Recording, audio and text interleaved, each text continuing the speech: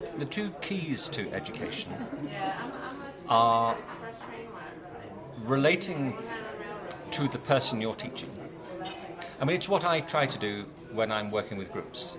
Yeah. Like the talk yesterday, that group of people had never met in that space with each other at that time before, and I had never met them.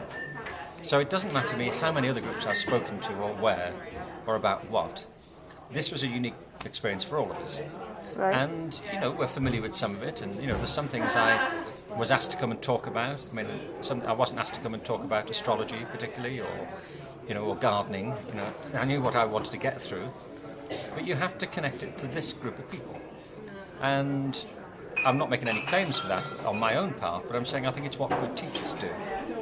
That good teachers recognise that they're not employed to teach subjects. They're employed to teach students. And what they're trying to teach them It's our subject. is their subject, because they have some important things they want to engage people with. But knowing how to engage people is an art form in itself. A lot of people go into teaching because they happen to know something, but not enough of them know how to engage people in what they know. And that is what teaching is. Universities are full of people who are preoccupied with their own disciplines and don't know how to engage anybody else in them.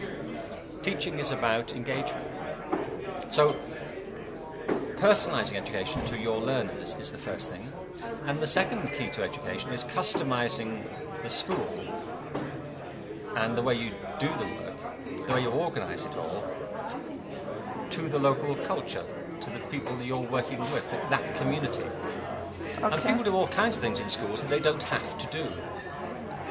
They're just doing it because it's a habit. They haven't stopped to think about it. Like, there isn't any law anywhere that says that high schools have to divide the day into 40-minute periods, or they have to ring a bell. There is no law? No, not that I know of. I can't speak for all countries and every school district.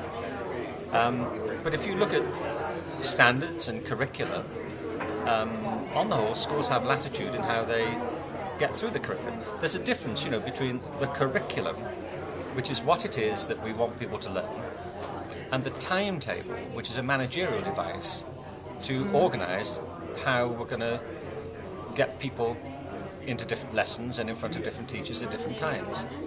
That's a herding, logistical issue. But what happens often in practice is that the timetable, which is meant to facilitate the curriculum, ends up dominating the curriculum. And you end up with absurdities, like people might be doing an English lesson and they have 40 minutes to write a poem. Well, no adult would do that and say, I'm going to gather together 100 adults and you've all got to write a poem in the next 20 minutes and then read it to us. Or, Doesn't make sense, yeah.